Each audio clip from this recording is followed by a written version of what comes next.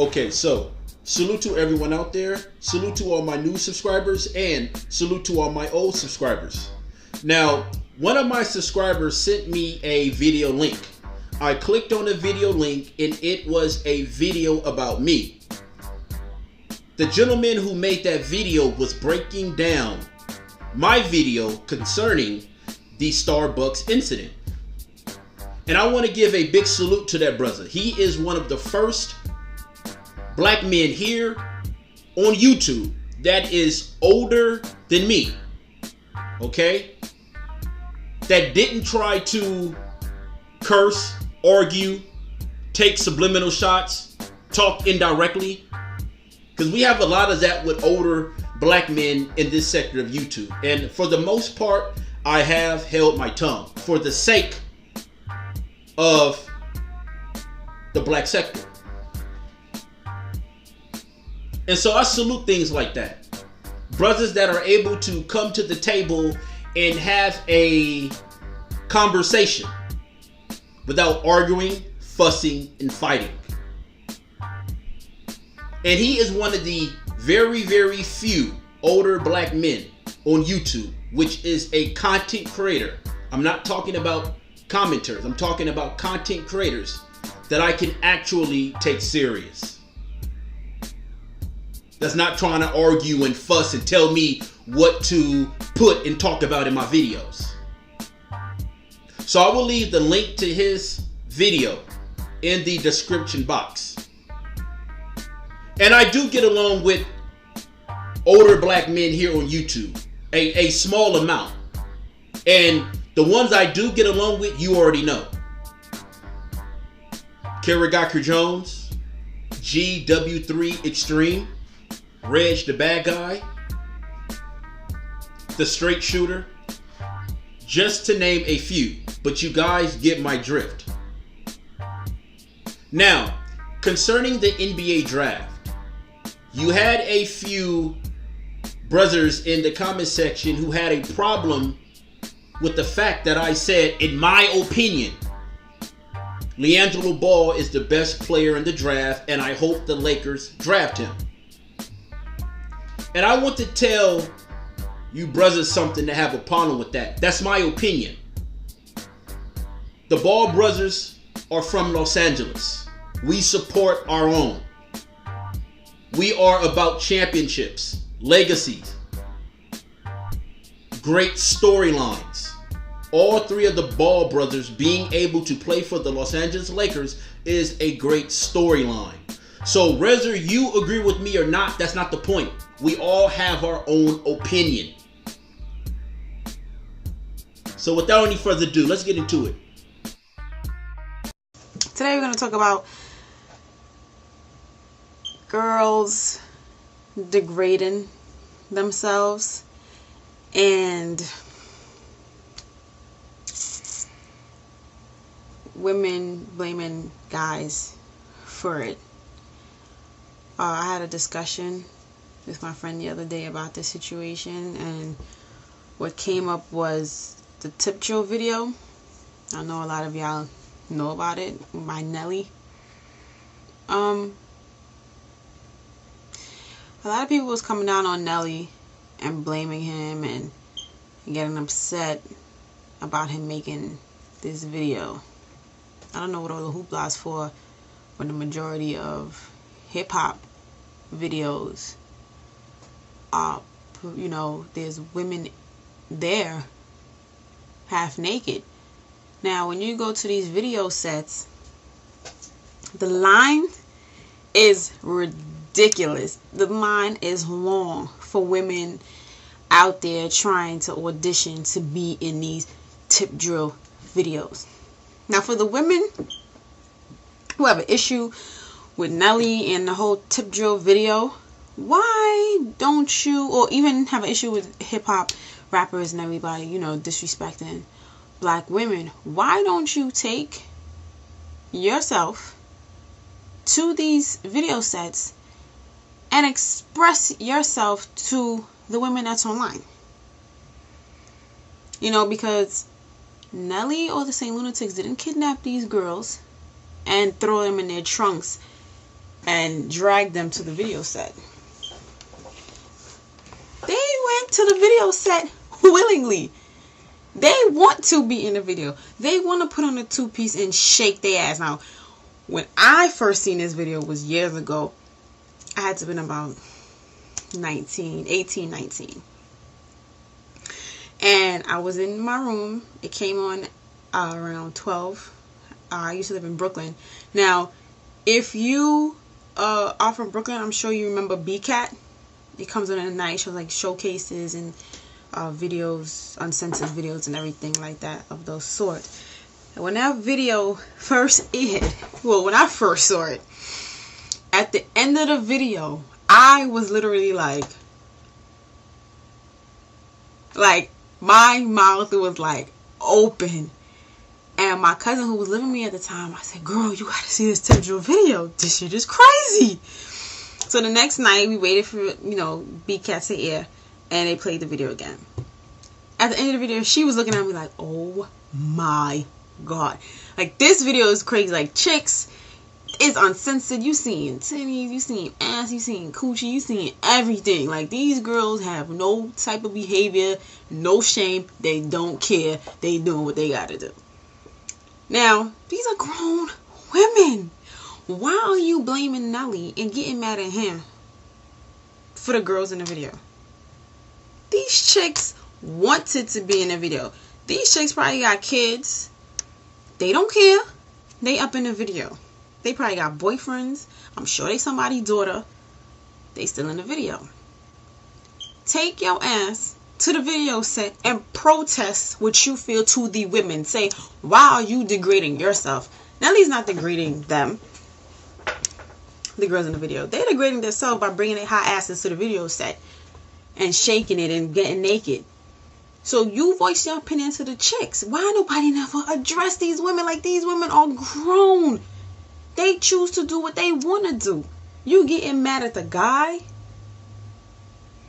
Guys, call girls bitches, hoes, sluts. It's wrong. We know that it's wrong. It's disrespectful. Yes. But if these girls decide not to show up to these video sets, you know what I mean? If they can't get any women to audition for those videos, maybe that's what it would take for these guys to turn around their dialogue in those videos or change the perception of the videos. So you need to address the women. The problem is you're not supposed to address the women. In Black America, you are not allowed to address the women. You are not allowed to critique the women, and you must certainly not allowed to call out the women. If you do, you will be called a misogynist, a black woman hater, a black woman basher, and a beta male coon. Now, when I was growing up in the 90s, I grew up in the 90s and the early and mid 2000s. I am a 80s baby. And I remember listening to Adina Howard. Women in my family loved Adina Howard. And as I got older, a lot of black women love and listen to Adina Howard. Now, Adina Howard list of hits were Freak Like Me, T-Shirt and Panties. I'm sure everyone has heard that song, T-Shirt and My Panties On. Nasty Mind, Baby Come Over, Freak, Horny for Your Love, You Can Be My Nigga, and Butt Naked. But when you hear about hip-hop music, you only hear one part. And that part is what the black male has done to the black woman's image. And I'm here to tell you, and I'm here to show you today, we are going to put a stop to that. When you look at Adina Howard, and people that want to learn a little bit more about her, well, it's not a lot to learn. She just was a over promiscuous woman who sold sex. She talked about roughneck brothers who can satisfy her. Roughneck brothers. So when you say a roughneck brother, I'm thinking about maybe Pookie and Ray Ray. Not a guy with a job, not a guy with ambition, not a guy that has things going for himself. You just want a roughneck brother who can satisfy you. But in Black America, Adina Howard won't be called out. The only people that will be called out are black males like Nelly.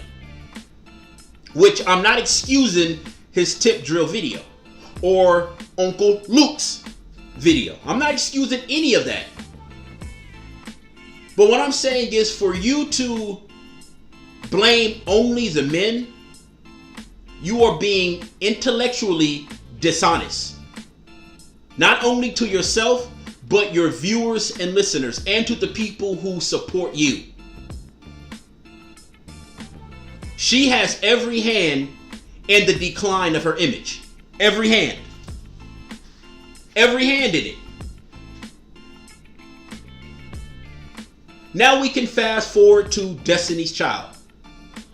Destiny Child came out in the late 90s or early 2000s. I'm not sure. However, we all know who Destiny Child is. Now, Destiny Child's hits consist of Bootylicious, the infamous Bootylicious. Black men played no part in this song. This is a song these three women sat down, wrote, and came up with themselves. This is where the term Bootylicious come from. It doesn't come from black men. It didn't come from Luke. It didn't come from Nelly. It didn't come from NWA. It came from Destiny Child. Telling women you need to be bootylicious to be considered attractive. This is what you need, women of all races, especially black women. You need to be bootylicious. You need to have a voluptuous butt. Whether they are sitting in some extra tight leggings, whether they are sitting in a tight skirt, whether they are sitting in a short shorts, as many will call it, Daisy Dukes. You need to be bootylicious. And we all know, let's just keep it a buck, that black women love music. They love Beyonce, they love Destiny Child, and they do whatever social media, the television and movies says does. They do it. We know this. There's enough proof here on social media where you cannot argue that point anymore. But before Destiny Child, they were bootylicious, okay? That's just a term. But before Destiny Child, black women did show what their mother gave them. So when Destiny Child and Beyonce, the infamous Beyonce, came to fame, they pushed Bootylicious. Another hit, Independent Woman. Independent Woman. You don't need a man. Ladies, you don't need a man. You don't need a man, ladies. You can lay down and have that child, and that child will be okay. You can take care of that child by yourself. You are a strong, independent woman. See, they don't like this video. They don't like things like this, right? Because this totally deconstructs everything they have been saying and preaching about black men. And I'm not saying that black men don't have a hand in it. I never said that. What I'm saying is you have a hand in it also. Your hand in it is just as big as the male's hand, your counterpart that you're always blaming for everything. And people may say, well, Kid, why did you do this video? The reason why I did this video is because I was listening to a video and I was reading comments in the comment section where women were blaming men. Black women were blaming black men because of their image in the media. So I said, listen, I have to do this video because they are being intellectually dishonest and intellectually lazy. Not just intellectually honest, intellectually lazy also. Then they had, and when I mean they, I mean Destiny Child, because we're still on Destiny's Child. Salt-N-Pepa and TLC is coming up in this video also. I could have did more female artists. However, I didn't want this video to be over an hour. I didn't want it to be drawn out. If I have to make a part 2, I'll make a part 2. More than likely I won't. This should be enough. Then Destiny Child came out with another hit called Pay My Bills. Can you pay my bills? My telephone bills. If you can't, then we are through. These were huge hits. Telling other black women to be gold diggers.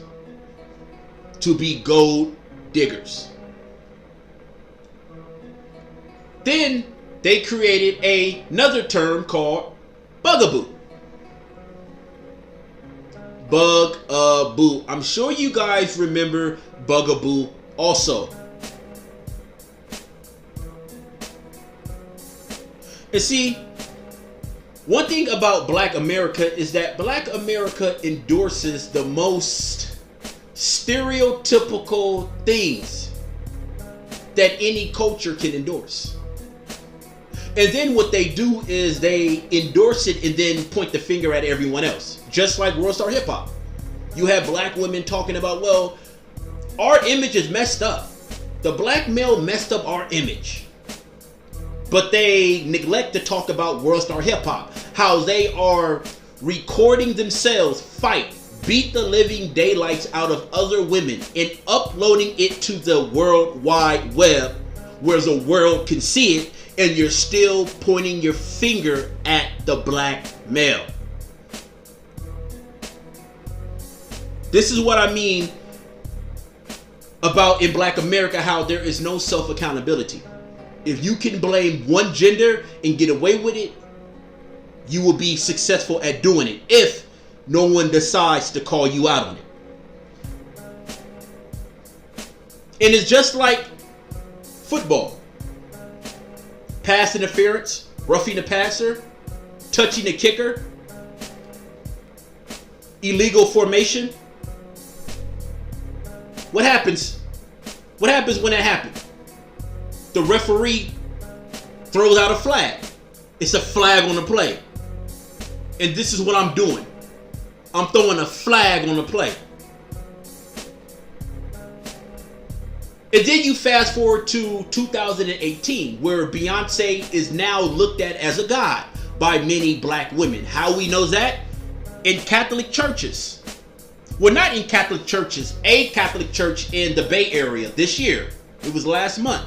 No, earlier this month. Excuse me. Earlier this month, you had a Beyonce mass where black women, not only black women, but all women, but in particular black women, because that's what we're talking about in this video, where they went to a church and got on their knees and worshiped Beyonce. A female who tells black women to be independent, but she is married with a child. Makes absolutely no sense. A female who lightened her skin. A female who lightened her skin. And this is one of the reasons why I don't listen to the colorism argument, and neither should you. Because the colorism crybabies will call out everyone who is perpetrating a fraud when it comes to colorism. However, you would never, ever, ever, ever hear colorism crybabies calling out Beyonce. They're not gonna call out Beyonce.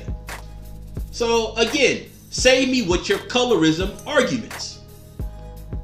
And so you have black women at a Catholic church in Northern California on their knees praying to Beyonce, worshiping Beyonce.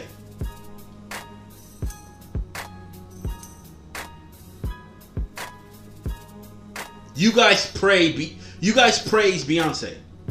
Remember that performance at the Super Bowl a couple of years ago where she was dancing with that blonde weave and shaking her butt with all black on, like she's a pro-black? And you guys cheered her on. You don't say anything about Beyonce. Now, Salt-N-Pepa was a bit different. And the only reason why they were a bit different is because they did not do R&B. They were a hip-hop female group. Okay? And their hits consist of Push It. I know you guys heard Push It 1,000 times. Push it real good. Push it real good, black man. Push it real good. Shoop. I know you guys remember Shoop. The disgusting lyrics that was in Shoop.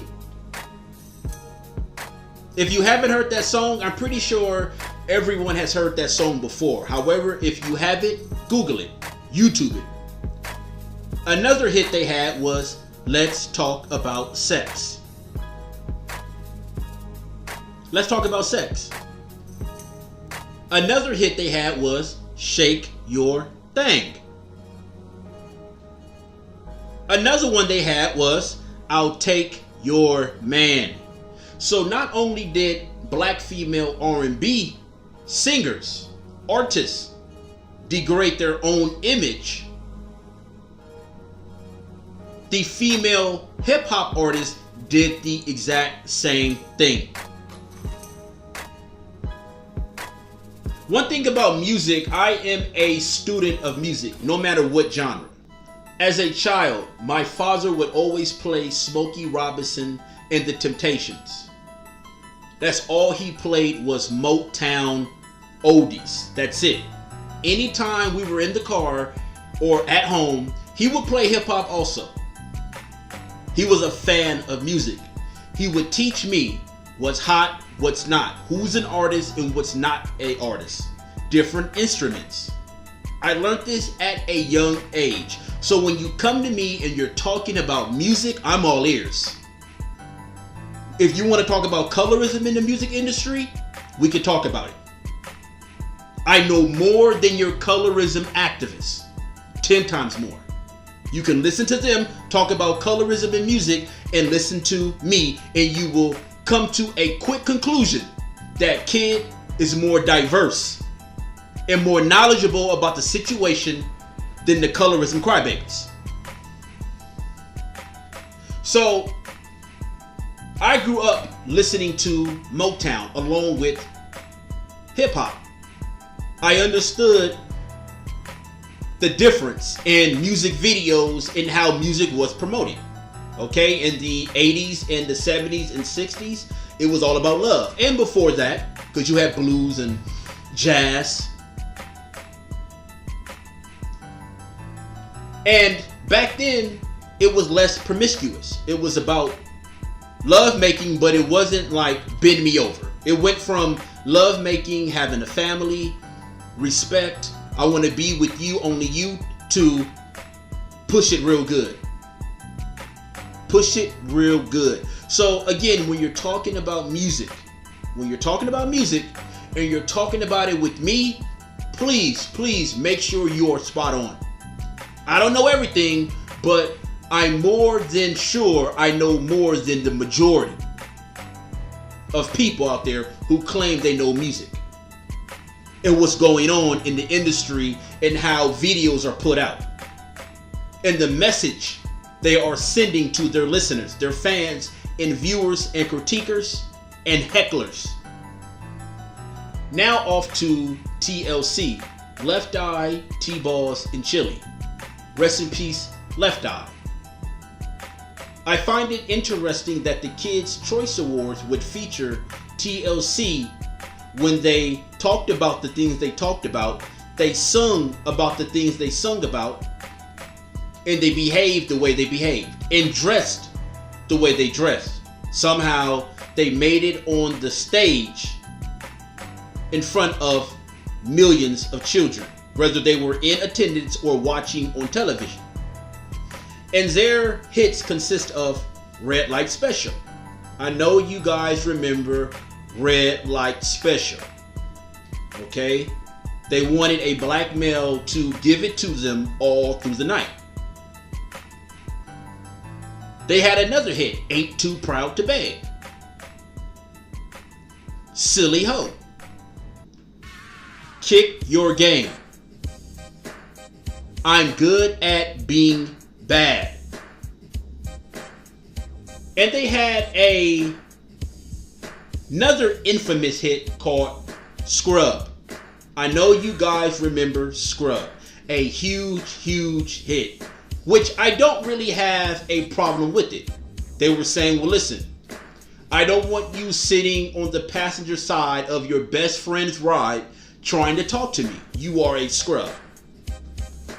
So that part there, I don't really have a problem with. The problem with that song was the way the women interpreted it, how they used it and twisted for their own narrative. So in this video, I wanted you guys to see the women's role in it also, because there is a narrative that black men had done a job on the community and the women just sat there and they were just scared and they just had to get on Section 8 and welfare and put black men on child support because black men was just this horrible monsters, creatures, and we had no role in it. When we listened to music, all we heard was black men talking derogatory to black women and about black women. And see, right there, that message is what I have a problem with, because that is not entirely accurate. It's not. And again, in Black America, you cannot critique the women or say anything about the women. If you do, you are a black woman basher. You hate your mother. You are a misogynist. Only the black male had a hand in the destruction of Black America, not the women. I could have named many of female artists, many more, but I didn't want to keep this video going and going and going. You hear them crying about colorism in the music industry. I went as far back as Diana Ross and colorism. How she had a love child by Berry Gordy. He was the founder of Motown, so you can't say he was a deadbeat. And she left him and married a Jew. Had a child by the Jew. Hid her baby by Berry Gordy. It was no reason for her to hide her baby. Why? Because he was the founder of Motown. He could have took care of her, in which he did take care of her financially, his daughter. But Diana Ross went off and had a child by a Jew, a mixed breed. Hid Berry Gordy's daughter from the public eye for years. There's your colorism case. But because you can't blame the men, you're not going to hear them say anything about Diana Ross. And this is the reason why when you look at Jet Magazine featuring Diana Ross, you can Google this and click images. She promoted her biracial children. She did not promote her full-blooded black daughter. And this is why I tell people, when you want to talk about the music industry, when it's, talking about colorism or it's talking about stuff like this, damaging your image, talk that stuff to other people who don't know what's going on. Do not talk that stuff to me and other brothers like me. I'm out. Peace.